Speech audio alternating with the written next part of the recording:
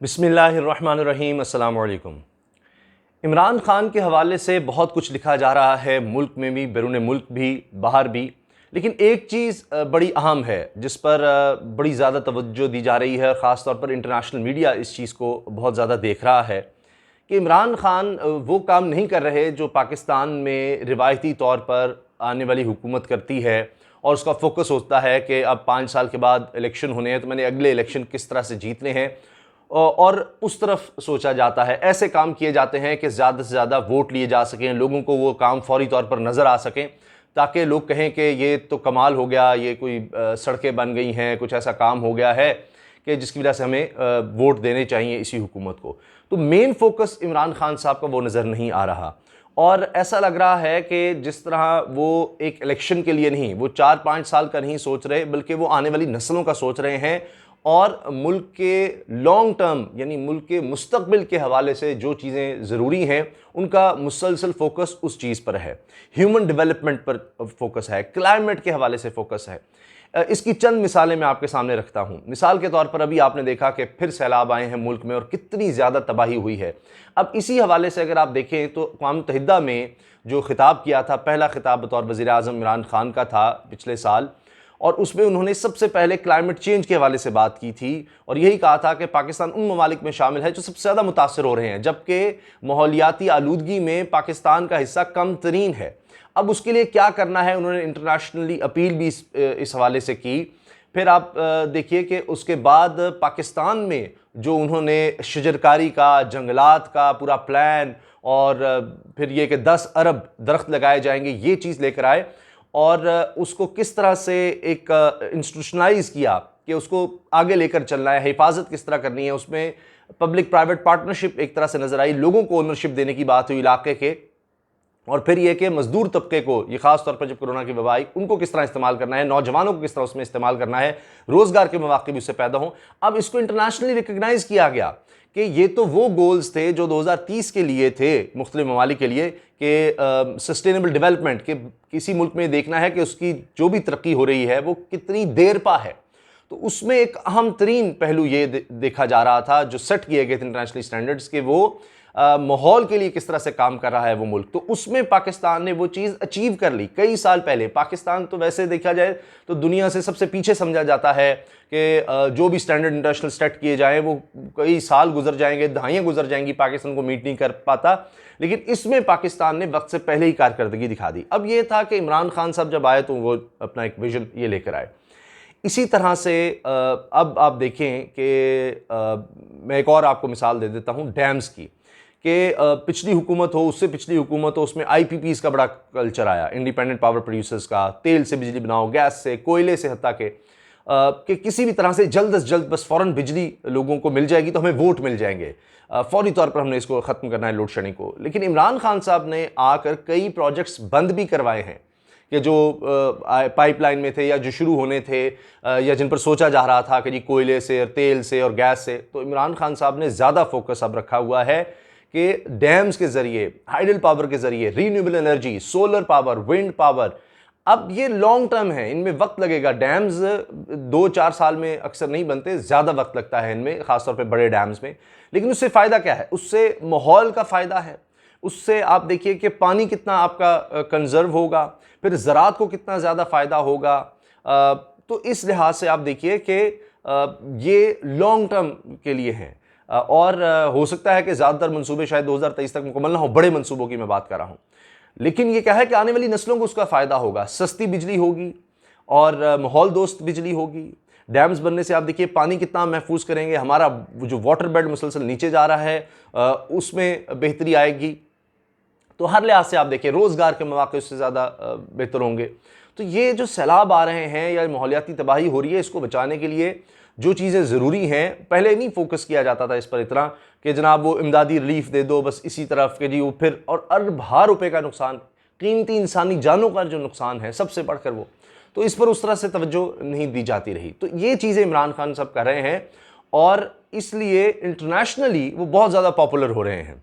मुल्क में तो हमारे यहाँ सियासत और तरह से होती है। मुल्क में पॉपुलैरिटी का तो इलेक्शन में पता लगेगा बाकायदा। हर पार्टी अपना बताती है कि जी अभी तो महंगाई है, ये कोरोना आ गया, बेरोज़गारी है, इसलिए इमरान खान साहब और तहरीक इंसाफ मुल्क की सतह पर तो शायद उतने पॉपुलर ना नज़र आ रहे हों, लेकिन इंटरनेशनली वो देखा जा रहा है कि इमरान खान बहुत पॉपुलर हो रहे हैं। मिसाल के तौर पर सबसे ज़्यादा जिन लीडर्स के फॉलोअर्स हैं उनमें 9वें नंबर पर इमरान खान आते हैं। और पाकिस्तान में ये बहुत कम देखा गया है कि इतनी ज़्यादा फॉलोइंग हो इंटरनेशनली किसी पाकिस्तानी लीडर की, और उनके फॉलोअर्स बढ़ते जा रहे हैं। 22% उनकी मकबूलियत में इस तरह से सोशल मीडिया पे देखा जाए तो इजाफा हुआ है। तो ये चीज़ें देखी जा रही हैं इंटरनेशनली, इसको बड़ा फोकस किया जा रहा है और इस पर लिखा जा रहा है। अब अक़वाम मुत्तहिदा में आने वाला खिताब 25 सितंबर को एक्सपेक्टेड है कि 25 सितंबर को अक़वाम मुत्तहिदा की जनरल असम्बली का जो वीडियो लिंक के ज़रिए खिताब होगा, ये वबा की वजह से, और छठे स्पीकर होंगे इमरान खान। और 22 तारीख से यूनाइटेड नेशन जनरल असम्बली, जो सबसे बड़ा फोरम कहा जाता है, तमाम ममालिक 193 ममालिक इसमें शरीक होते हैं, तो उसका ये इजलास है। अब हम पिछले इजलास पर भी आएंगे और उससे पाकिस्तान का जो इंटरनेशनल इमेज है, सॉफ्ट इमेज, वो किस तरह से उभर कर सामने आ रहा है। उससे पहले मैं बात कर लूँ, एक्सपेक्टेड ये है कि इस इजलास में एक तो कश्मीर की बात करेंगे इमरान खान साहब, क्लाइमेट की फिर बात होगी, और वबा के हवाले से बात होगी, और अफ़गानिस्तान में पाकिस्तान ने अमन लाने के लिए क्या कुछ किया है इसकी वो बात करेंगे। वबा पर कंट्रोल करने के हवाले से, गरीब मुल्कों की इमदाद के हवाले से बात होगी। और ये इमरान खान साहब ने सबसे पहले ये आवाज़ उठाई थी और उसके बाद फिर और ममालिक शामिल हुए कि जो गरीब ममालिक हैं उनकी मदद की जाए, उनके कर्ज़े माफ़ किए जाए। तो इस हवाले से इमरान खान साहब का ये खिताब होगा और बड़ा अहम कहा जा रहा है। अच्छा, अब एक तो इमरान खान साहब ने इंटरनेशनली कश्मीर का जो मामला है वो बहुत बेहतर तरीके से लड़ा है, और ये पिछले सिर्फ 2 साल में अगर आप देखें तो बड़ी तेज़ी से पाकिस्तान का इमेज बदला है। 2008 के बाद, ख़ास तौर पे मुंबई हमलों के बाद, और उससे पहले भी जब पाकिस्तान दहशतगर्दी की लपेट में था, तो भारत ने उस चीज़ को बड़ा कैश किया कि ये तो दहशतगर्दी यहाँ पर इतनी ज़्यादा है, यहाँ पर दहशतगर्द होते हैं, ये है वो है, और पाकिस्तान का इमेज बहुत ज़्यादा ख़राब किया गया। हत्ता कि पाकिस्तान ने दहशतगर्दी के ख़िलाफ़ जंग में बड़ी कामयाबियाँ समेटी, बहुत कुछ किया, बड़ी कुर्बानियाँ दी, लेकिन इंटरनेशनली वो चीज़ उस तरह से नहीं हो सकी, उस तरह से बयान नहीं हो सकी। अब सिर्फ पिछली बात पर चले जाएँ तो अक़वाम मुत्तहिदा में इमरान खान साहब ने जब खिताब किया उसमें पाकिस्तान के हवाले से बात की।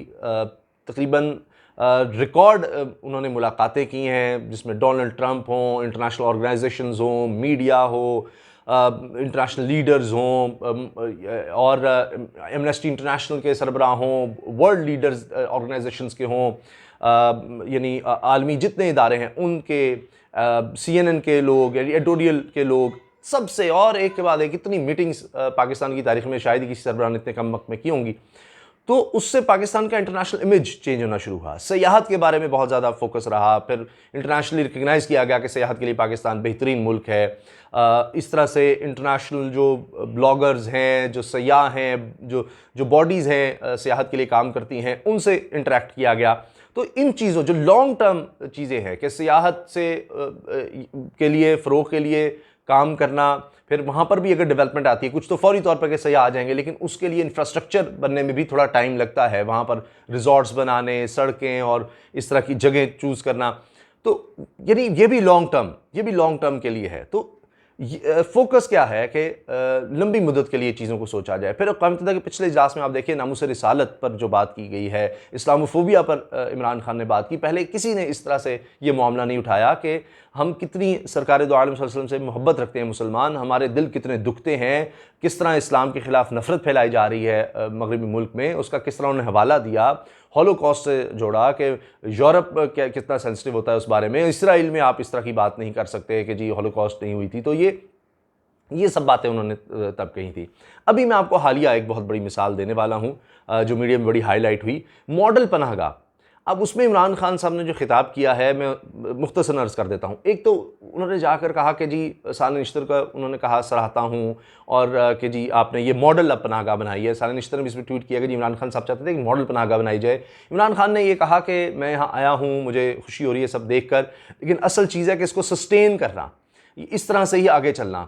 चूँकि फ़िलॉसफ़ी ये है, इमरान खान ने कहा मेरी, कि जो कौमें हैं, तरक्की याफ़्ता कौमें, वो इसलिए नहीं होती कि वहाँ के अमीर किस तरह रह रहे हैं, देखा जाता है कि वहाँ के गरीबों का किस तरह ख्याल किया जा रहा है। फिर वो कहते हैं मुझे डर ये था कि जी अभी हम ये शुरू तो कर रहे हैं पनाहगाहें, यहाँ लोगों को, बेचारे गरीब लोग आएंगे, खाना खाएंगे, वो खुश हो जाएंगे, चलो जी खाना मिल गया, बस ठीक है, और उसके बाद क्या? तो ये स्टैंडर्ड गिरता चला जाएगा कुछ अरसे के बाद। तो इसको मेंटेन करना है। इसलिए मैंने सानिया निश्तर से कहा कि एक स्टैंडर्ड आप रखें कि मिनिमम स्टैंडर्ड क्या है। सफाई के लिहाज से ख़ास तौर पर उन्होंने कहा कि बड़ी अच्छी सफाई होनी चाहिए, उनके जो बिस्तर हों, जो उनके लिए सोने की जगह है वो साफ़ सुथरे हों, खाना उनको एक स्टैंडर्ड का मिल रहा हो, अच्छा खाना मिल रहा हो। वहाँ पर फिर इमरान खान साहब ने खुद वहाँ पर जो लोग मौजूद थे उनके साथ बैठकर खाना खाया। और यही उन्होंने कहा कि अगर अच्छा स्टैंडर्ड हम देंगे, फिर उन्होंने शौकत खानम की मिसाल दी कि वहाँ पर यही था कि हमने ये सोचा कि 70% ज़्यादा गरीब लोगों का इलाज होगा, लेकिन इलाज एक जैसा होगा। यही इमरान खान साहब ने दोबारा वहाँ पर बात कही पनाहगाह में जाकर के जी मुझे खौफ ये था कि सरकारी अस्पतालों वाला हाल हो जाएगा इन पनाहगाहों का, कि जी गरीब के लिए और वार्ड्स हैं और फिर वीआईपी वार्ड्स भी हैं, वीवीआईपी वार्ड्स भी हैं, अमीरों के लिए सरकारी हॉस्पिटल्स में अलग वार्ड्स बनी हुई हैं। तो ये नहीं होना चाहिए। शौकत खानम में एक जैसा बिल्कुल हमने स्टैंडर्ड रखा हुआ है। तो वो चीज़ फोकस करना चाह रहे थे कि पनाहगाहों में भी ये हो कि एक स्टैंडर्ड मेनटेन हो, इतनी ज़्यादा सफाई हो कि लोग उसको अडॉप्ट करना चाहें, और कि जी हर जगह एक स्टैंडर्ड स्टेट उसमें आकर हेल्प करेगी, और फिर जो मुखिर हजरात हैं वो ख़ुद उस चीज़ को अडॉप्ट करें और आगे आएँ। ये उनका लॉन्ग टर्म मुझे प्लान नज़र आ रहा है कि इसको सस्टेन किया जा सके। यही बात कि आने वाले दिनों में भी गरीबों के लिए ऐसी सहूलतें हों। ये नहीं कि ये चंद दिन के लिए है, दिखाने के लिए है और उस वोट लेने के लिए है, इसको हमने जारी किस तरह रखना है। तो ये चीज़ इसमें भी नज़र आ रही है। तो मुसलसल फोकस ये नज़र आ रहा है कि गरीब आदमी को किस तरह से सहूलत देनी है। यहाँ पर उन्होंने सेहत कार्ड का भी हवाला दिया कि गरीब आदमी भी उसके ज़रिए किसी भी हॉस्पिटल में, प्राइवेट में जाना चाहे, सरकारी हॉस्पिटल में जाना चाहे, जिस मर्ज़ी में जाना चाहे वहाँ जाकर इलाज करवा सके। तो ये फोकस ये नज़र आ रहा है। अब देखना ये है कि इसको किस तरह से इमरान खान साहब आगे लेकर चलते हैं, लोग इसको कितना सराहते हैं। अभी अगले इलेक्शन में तो भी वक्त है 3 साल, और कितने इस तरह के काम वो मज़ीद कर पाते हैं। ये जिस तरह शजरकारी कर रहे हैं, कितने वो लोगों को दरख्त बाकायदा नज़र आते हैं कि वाकई यहाँ पर लग गए हैं, ये कोई बेहतरी नज़र आ रही है। तो लॉन्ग टर्म के लिहाज से अगर देखा जाए फोकस नज़र आ रहा है, इसको इंटरनेशनली रिकग्नाइज़ किया जा रहा है। लेकिन मुल्क की सतह पर आम आदमी चूँकि बहुत ज़्यादा मुश्किल में है, महंगाई की वजह से, गुर्बत की वजह से, बेरोज़गारी की वजह से, अब उसके लिए कितना रिलीफ नज़र आता है अगले 3 साल के अंदर अंदर, ये एक बहुत बड़ा इमरान खान साहब के लिए चैलेंज है। इजाज़त दीजिए, अल्लाह हाफ़िज़। पाकिस्तान जिंदाबाद।